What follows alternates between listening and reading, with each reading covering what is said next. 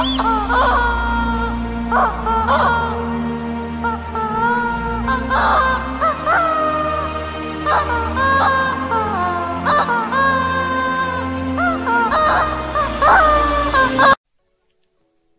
à tous, je sais, c'est l'été, normalement il n'y a pas de vidéo, mais cette année j'ai décidé de faire quelque chose de particulier, c'est-à-dire de faire un Jurassic Summer.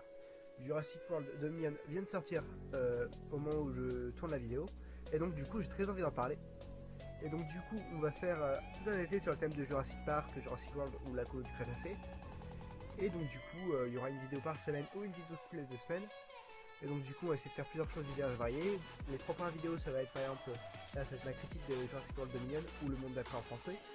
Après ce sera comment j'aurais imaginé Jurassic World 3 si c'est moi qui l'avais créé ou réalisé. Je sais que c'est un peu, comment dire, c'est se prendre de haut les gens et tout, mais non, c'est juste comment j'aurais voulu que ça soit. Et en troisième, quel est l'avenir pour la saga Jurassic Park, et après on verra. Donc ben c'est parti, prenez votre chapeau et votre dent de Vélociraptor, ou votre griffe de Vélociraptor si je puis dire, et parce que c'est parti. Donc pour le résumé du film, 4 ans après l'éruption volcanique cataclysmique sur Isla Nublar et l'incident de au manoir Lockwood, les dinosaures éteints parcourent librement la Terre. Claire Deering, ancienne responsable des opérations de Jurassic World, continue de travailler pour le Dinosaur Protection Group. Elle et Owen Grady vivent dans une cabane isolée dans les montagnes de la Sierra Nevada, élevant secrètement Maisie Lockwood, la petite fille clonée de Benjamin Lockwood. Le Vélociraptor, entraîné par Owen, Blue, arrive de manière inattendue avec une progéniture reproduite de manière asexuée que Maisie nomma Beta. Biocine Génétique mène des recherches génomiques sur les dinosaures, recherchant ostensiblement des applications médicales et agronomiques révolutionnaires. À l'insu de Claire, Owen, Biocine veut étudier l'ADN de Maisie pour leur programme néfaste. Lorsque Maisie, frustrée de vivre dans l'isolement, se faufile, les agents de Biocine la kidnappent ainsi que Beta. Ailleurs, des essaims de criquets géants autrefois éteints ont inexplicablement réapparu, menaçant l'approvisionnement alimentaire mondial. La paléobotaniste Dr. Ellen Sandler observe que les criquets contournent l'écriture cultivée par des semences biocines, ce qui l'amène à soupçonner que Biocine les a créés. Croyant que l'ADN de criquets remonte à la période du Crétacé, elle approche son ancien partenaire et paléontologue Dr. Alan Grant, qui accepte d'aider à enquêter sur Biocine. A l'aide de contacts de la CIA, Claire et Owen suivent Maisie et Beta jusqu'à Malte, où ils s'infiltrent un marché noir de dinosaures. Lorsque les autorités font une descente sur le marché, les dinosaures sont involontairement relâchés, causant des ravages. Un employé de Biocine informe Claire et Owen que Maisie et Beta sont transportés au siège isolé de Biocine et dans la vallée des dinosaures dans la chaîne des montagnes des Dolomites en Italie. Kyla Watts, une sympathique pilote cargo, propose d'y aller à Owen et Claire. Il faut savoir que c'est dans cette scène que Barry est, et en vrai elle est bien. Pour lui il est bien. Donc le théoricien du chaos, le Dr. Ian Malcolm, qui travaille maintenant pour Biocine, invite Alan et Ellie au siège pour l'aider à découvrir les activités illégales du PDG Lewis Dawson. Ian Malcolm est le directeur des communications. Le directeur des communications chez Ramsey Cole aide Ian. Il est révélé que le généticien Dr. Henry Wu a génétiquement modifié les criquets pour qu'ils consomment les cultures des entreprises rivales afin que Biocine puisse dominer le marché agricole. Wu rencontre Maisie et explique qu'elle n'est pas un clone. Au lieu de cela, Charlotte Lockwood, la fille de Benjamin Lockwood, est une ancienne collègue de Wu. Elle a utilisé son propre ADN pour créer Maisie de manière asexuée comme son enfant. Charlotte est décédée d'une maladie génétique, mais elle avait modifié l'ADN de Maisie pour la rendre immunisée. Wu pense que l'ADN de Maisie et de Beta est essentiel pour créer un agent pathogène pour stopper l'épidémie des criquets. En atteignant l'espace aérien de Biocine, un groupe de Quetzalcoatlus attaque l'avion cargo de Kyla. Claire s'éjecte tandis que Owen et Kyla suivent un atterrissage forcé. Suite à des rencontres séparées avec un Therizinosaurus, bon, c'est compliqué, et un Pyroraptor, les trois se regroupent. À l'intérieur de Biocine, Ian et Ramsey permettent à Ellie et Alan d'accéder à un laboratoire restreint où ils volent l'échantillon de criquet et rencontrent également Maisie. Découvrant que le laboratoire de criquet a été volé, a été visité, 5 personnes s'en aperçoivent.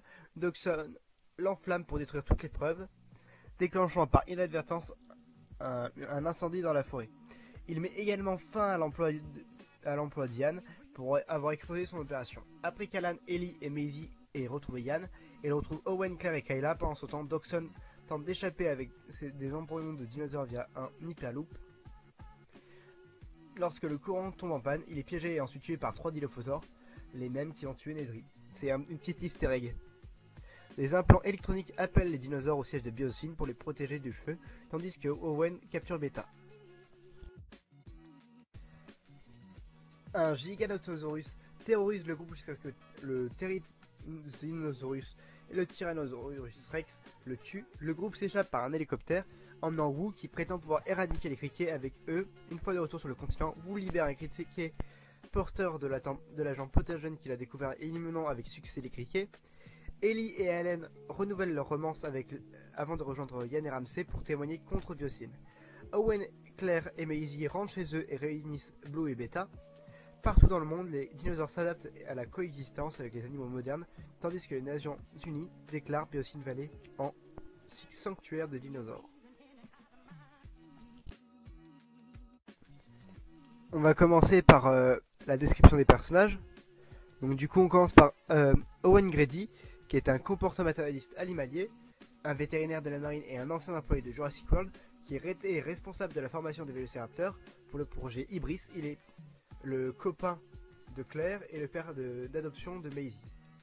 Nous avons ensuite Claire Dering, l'ancienne directrice du parc Jurassic World et fondatrice du Dinosaur Protection Group. Elle est la copine d'Owen et la mère d'adoption de Maisie. Le docteur Ellie Sattler, qui est une paléobotaniste et qui maintenant s'occupe de la recherche sur les sols et de l'agriculture aggravée, on va dire, les répercussions de l'agriculture à grande échelle. Et l'une des consultantes qui s'est rendue au parc Jurassic Park original de John Hammond. Elle était dans Jurassic Park et Jurassic Park 3. Claire et Owen étaient dans Jurassic World et Jurassic World Fallen Kingdom. Nous avons ensuite le Dr Ian Malcolm, un mathématicien en théorie du chaos et ancien consultant pour Jurassic Park, ainsi qu'un personnage clé impliqué dans l'accident de San Diego décrit dans Le Monde Perdu de Jurassic Park de 97. Donc du coup, lui il est dans Jurassic Park, Le Monde Perdu, Jurassic World Fallen Kingdom, pour un caméo. On a ensuite le Dr Alan Grant, qui est un paléontologue qui a été consulté pour Jurassic Park et qui est un survivant de l'expédition de Sorna, représenté dans Jurassic Park 3. On a ensuite Kayla Watts, une ancienne pilote de l'armée de l'air qui aide Owen et Claire dans leur mission. C'est un personnage original de ce film. On a Ramsey Cole, responsable de la communication chez Biosyn, aussi un personnage inédit dans ce film. On a Maisie Lockwood, qui est un clone de la fille de Benjamin Lockwood, qui l'a élevée comme sa petite fille et sous la garde d'Owen et Claire. On voit aussi sa mère Charlotte Lockwood, dont on apprend que, oui, donc là je vais spoiler, que c'est elle qui l'a portée, on va dire, et qu'elle a cloné avec son ADN. On a le docteur Lewis Dawson, le PDG de Biosyn Genetics, une société rivale d'InGen, et il était présent dans Jurassic Park, et il est présent dans les romans Jurassic Park et Le Monde Perdu. Et d'ailleurs, ouais, on va en reparler. On a ensuite le docteur Henry Wu, qui est le généticien principal derrière les programmes de clonage des dinosaures à Jurassic Park et Jurassic World, parce qu'on le voit dans Jurassic Park, Jurassic World et Jurassic World Fallen Kingdom. On a Barry Samben, qui est joué par notre Omar Sy national, qui est un dresseur d'animaux qui a travaillé pour Owen à Jurassic World, donc Cruel Way dans Jurassic World. Franklin Webb, un ancien technicien de Jurassic World et militant de droits des dinosaures, qu'on a vu dans Fallen Kingdom, et Zia Rodriguez, une paléo-vétérinaire et militante des droits des dinosaures. Donc du coup on a ensuite Reine de la Cour, qui est un employé de Biosyn qui kidnappe Maisie et Beta pour l'entreprise. Et Sayona Santos, une contrebandière de dinosaures. Varada Setu, apparaissement comme Wyatt Utley et Shira respectivement, fait une brève apparition en tant que mercenaire. En gros c'est des mercenaires quoi. Voilà. Donc du coup c'est tout pour les personnages, on va passer au résumé du film. Et là, il va y avoir des choses à dire. Alors, qu'est-ce que j'ai pensé de ce Jurassic World Dominion ou Le Monde d'après? Je l'ai vu 2 fois, il faut savoir. Et la première fois que je suis sorti de la salle de cinéma, je suis sorti déçu parce que je me suis dit, Je m'attendais pas à ça, enfin je pensais pas que l'histoire allait aller dans ce sens-là. Donc du coup j'étais assez surpris. Mais en le revoyant une deuxième fois, en fait je me suis rendu compte de toutes ses qualités. Là il est en train de se faire descendre sur les réseaux et tout. Mais je suis sûr que dans 2-3 ans on dirait que c'était un super film. Mais c'est juste que les gens n'attendaient pas ça d'un troisième film Jurassic World censé être la conclusion d'une saga de 6 films. Et je pense que ce qui leur fait chier, c'est qu'on fasse appel au côté nostalgique en faisant appel à Yann, Alan et Ellie. Après, l'un des gros problèmes du film, c'est effectivement le trio de Jurassic Park. Pourquoi ils ont vraiment gâché le potentiel. Après, l'un des gros problèmes du film, c'est qu'il y avait trop de personnages et donc du coup qu'il n'y avait pas assez de moyens de les exploiter correctement. Ellie, c'est celle qui s'en sort le mieux dans ce film. Enfin, les 3 acteurs sont géniaux dans leur rôle. Après, dommage que Alan, il est pas là, c'est la même chose. Yann, bon, il a quand même une grosse importance, on va dire, par rapport dans le trio. Ellie, c'est elle qui porte le trio en gros. Parce que Alan Grant, à part parler 2-3 fois, parler de dinosaures vite fait ou quoi, il n'a pas d'impact ou de discours marquant. Ah oui, toujours personnage. Kyla Watts, on veut un film sur elle, un spin-off, c'est sûr parce qu'elle est géniale dans ce film et tout. Enfin, j'adore son personnage, il est super bien écrit et tout. Par contre, oui, aussi un autre point faible du film, c'est notre trio Maisie, Claire et Owen. Owen et Claire ne seraient pas là. Ce serait un petit peu problématique, mais ça changerait presque rien à l'histoire. Parce qu'ils n'ont aucune utilité, à part venir chercher Maisie et se retrouver dans le truc de Lockwood. Ah si, la scène à Malte, c'est l'une des plus belles scènes que j'ai vues. Ah non, c'est vrai. Et la scène de fin où on voit la coexistence des dinosaures et tout avec les animaux modernes. Et ça, c'est vraiment magnifique, des plans magnifiques. Et c'est le petit côté documentaire animalier qui est super sympa. Mais vraiment, le film, j'ai beaucoup aimé le côté christonien. Donc l'auteur qui avait écrit le premier livre Jurassic Park et le second Le Monde Perdu. On en parlera peut-être dans ce Jurassic Summer, comme j'aime bien l'appeler. Mais l'histoire de Genetics, c'était super intéressant. Et je pense qu'il y a beaucoup de choses qui peuvent manquer dans le film. Je pense qu'il y aura une version longue. C'est sûr et certain qu'il y aura une version longue. Et voilà.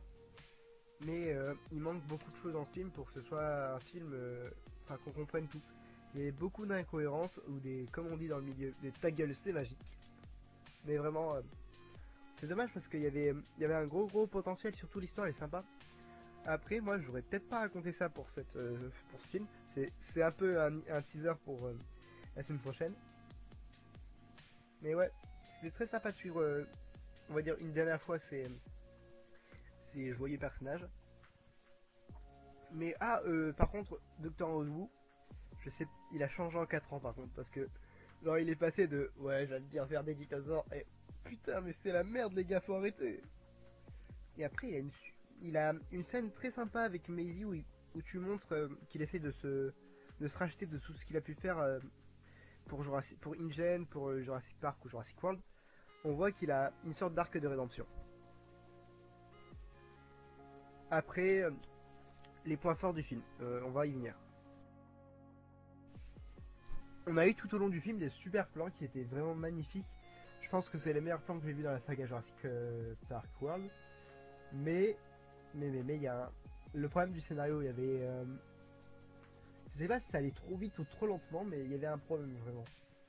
Et ce qui est vraiment dommage dans ce film, c'est qu'il y avait un gros potentiel par rapport à certains personnages et qu'on les ait pas exploités. Par contre, la correction par rapport à Maisie, je suis pas tout à fait d'accord parce que Maisie, à la fin de Fallen Kingdom, on dit que c'est un clone qui a été créé par Benjamin Lockwood et du coup ça a créé une discorde entre Hammond et Lockwood.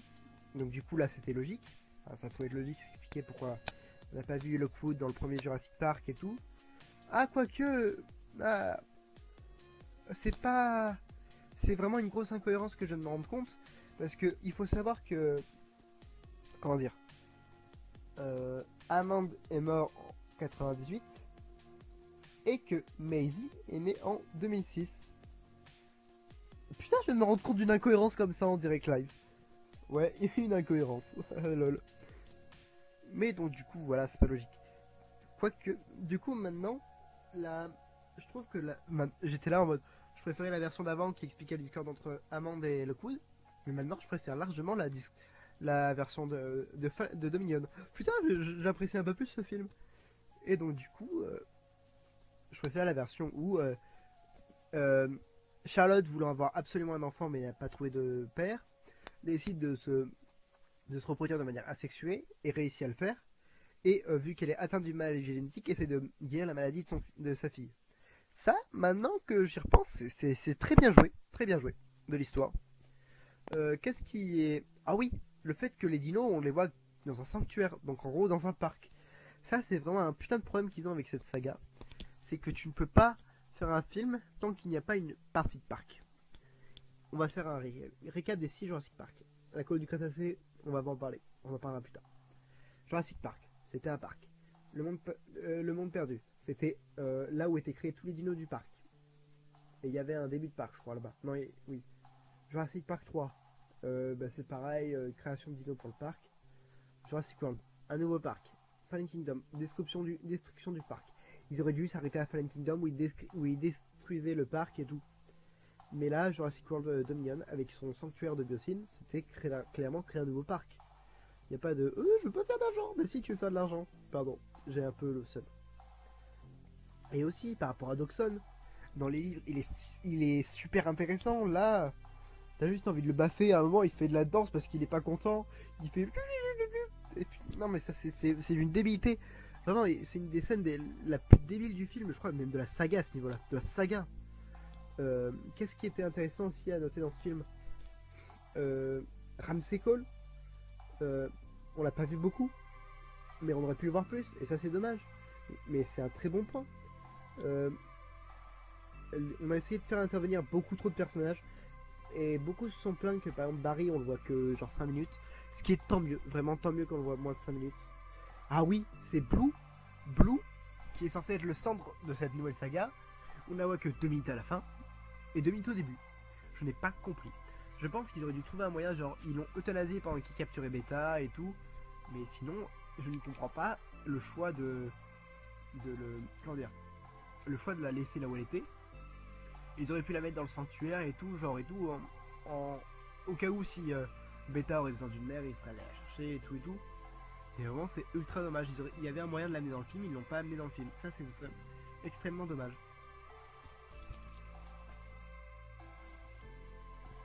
Une des critiques récurrentes que l'on peut retrouver sur le film, c'est le fait qu'il n'y ait pas assez de dinosaures.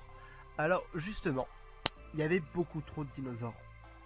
Mais le problème, c'est qu'à vouloir rajouter trop de dinosaures, il n'y a pas assez de temps pour les faire briller à l'écran. Le T-Rex, il avait une bonne scène, mais avec son combat contre le Giganotosaurus, c'était une très bonne scène. Mais, comme ils ont enlevé le prologue du film, le prologue qui était clairement la meilleure scène du film, qui nous présentait les dinosaures il y a 65 millions d'années, où on voyait le T-Rex, le Gigano qui se battait et tout. Et ça, c'était vraiment une des scènes les plus belles que j'ai vues de la saga Jurassic Park. Extrêmement dommage qu'il l'ait enlevé. Et puis ça aurait donné un sens de pourquoi le T-Rex veut absolument... Ouais, j'avoue que là, ce que je vais dire, ça a l'air débile. Mais pourquoi le T-Rex veut absolument le tuer? Donc déjà, il lui vole sa bouffe. C'est vrai que c'est pas cool, un poteau. Laisse-moi un peu, j'ai faim. Mais voilà. Après, le fait qu'il s'allie encore avec un autre dinosaure, à croire que Rexy, il se fait carrer par tout le monde. Dans le premier, il se fait carrer par Blue. Dans le deuxième, il a même pas de combat. Pas grave, on va dire que c'est... Tant mieux, parce que Blue, elle l'a niqué tout seul, l'Indoraptor. C'est pas le sujet. Et aussi, Rexy, là, elle se fait aider par le nouveau dinosaure. D'ailleurs, je l'ai trouvé super beau, visuellement, parce que, et aussi par rapport à sa création, le fait qu'il soit aveugle ou quoi. Très sympa. Mais sinon, Biocine, il y avait un gros potentiel, et ils l'ont totalement niqué. Et aussi, à la fin, j'aurais voulu l'avoir à la scène où il y avait le procès contre Biocine. Ça, j'aurais voulu le voir. Mais bon, peut-être que ce sera dans la version longue. Parce que, à ce qu'il parle, il y aura une version longue. Et voilà. Bon, conclusion de ce film. Première séance, j'ai été énormément déçu parce que l'histoire n'allait pas dans le sens que je voulais. Mais au final, je l'ai regardé pour mon deuxième visionnage. Pas avec mes yeux de fan hardcore qui veut absolument que ce soit génial ou quoi. avec mes yeux d'enfant qui voulait s'émerveiller. Et je trouve que c'est la plus belle des visions qu'il faut avoir pour ce film, parce que ce film, il est pas là pour être excellent, il est là pour nous émerveiller. Et je trouve que le pari est réussi, et il a réussi, le film, à sublimer ses personnages, même si le peu de temps qu'ils avaient à l'écran, c'était... ils ont été moyennement traités, mais ils ont été montrés comme ayant des sentiments et tout. C'est une dimension assez poétique. Donc, du coup, bah, c'est tout pour aujourd'hui. Donc du coup, on se retrouve très bientôt pour une nouvelle course-poursuite contre Dino. Et oui, on change la phrase pour le Jurassic Summer. Bye bye.